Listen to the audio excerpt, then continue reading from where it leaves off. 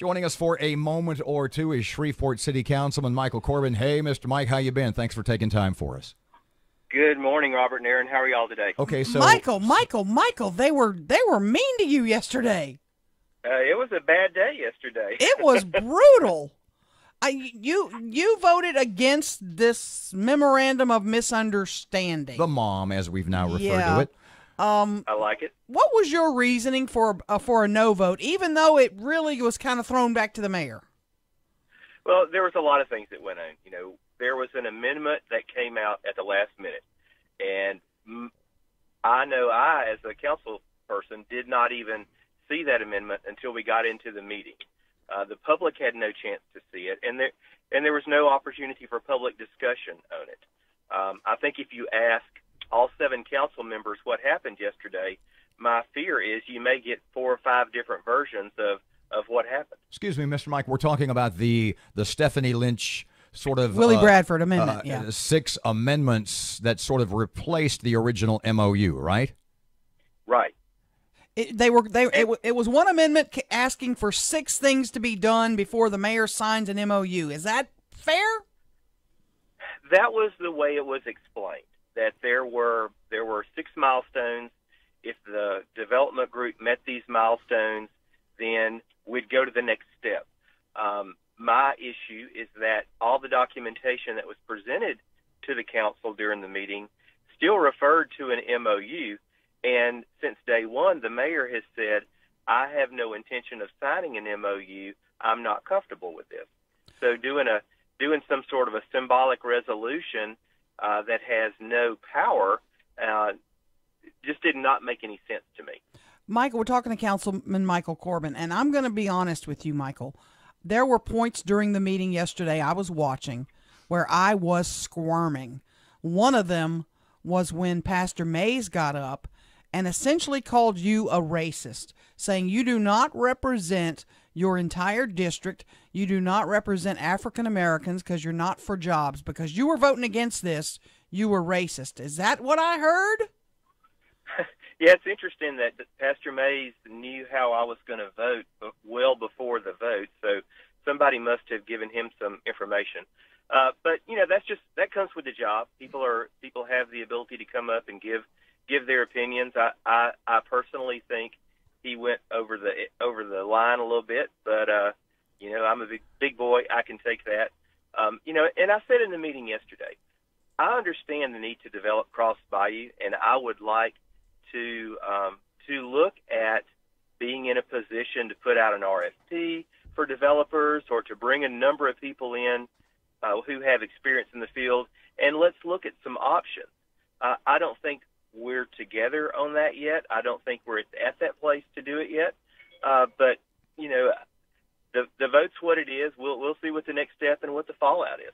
Mr. Mike, I'm assuming that you were there on Monday for the presentation from the Janice Oaks from New York. How did that look to you? What are your thoughts about their ideas for this billion-dollar development? Well, we really heard more about what they've done in New York and not a lot about what they've done here. You know, when you talk about adding 5,000 housing units to Cross Bayou, just think about that a little bit. That's like plain dealing, man. Oh, that's probably bigger than plain dealing. And so what neighborhood are you going to empty out? You know, some things you can say build it and they will come. Until we can address economic issues, until we can have jobs, and we have people coming to Shreveport, I see that 5,000 housing units would do one of two things. They would sit empty and depreciate, or they would clear out a neighborhood like Broadmoor or Ledbetter Heights or Allendale, wherever the people come from. It would wipe out a neighborhood.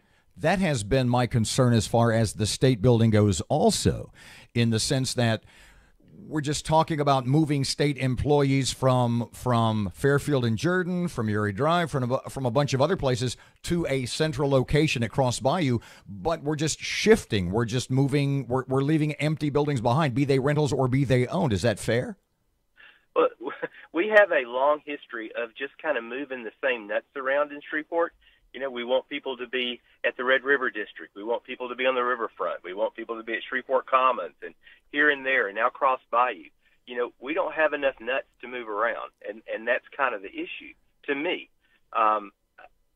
Bigger issue is no one from the state level has admitted that they're interested in going into a lease purchase or moving the state building. And to me, there were some inferences Monday at work session about maybe that municipal plaza may be for the city and or parish. And there's been absolutely no discussion about that I'm aware of. What as part of the presentation, because what they've been sort of vague about to this point is what exactly it is that Gateway Development Consortium, what GDC wants from the city. Did you get any? Did that become any more clear at either meeting? Not really. When you say infrastructure, that can mean a lot of things. 2 weeks ago, I said I was not, at this point at least, in support of the city providing infrastructure for a proposed development. We don't do it for residential developments and other things going on in town. And, it would have to be something stellar before I would change my mind on that. And that seemed to be a hot topic the past 2 weeks with a few people, that they didn't like those comments. But, we have to get to the point where somebody has money in hand and a true development plan, and then we can start talking about the details. Talking to Councilman Michael Corbin, let me ask you, the 6 points that were put in this amendment, are these binding? Can the mayor just sign an MOU without does this have any teeth to it? Did what you guys do, was it a waste of time? I think it has no teeth, and I think a lot of oxygen was burned yesterday for no particular purpose. The council cannot force the mayor to sign something, and I made comments yesterday. This whole process is backwards. Normally, a developer or a group would come to the administration, present a plan.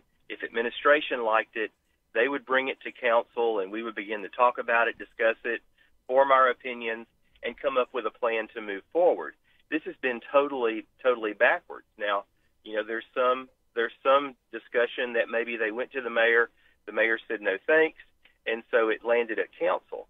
But either way, the process, there is a process, and we're not following it.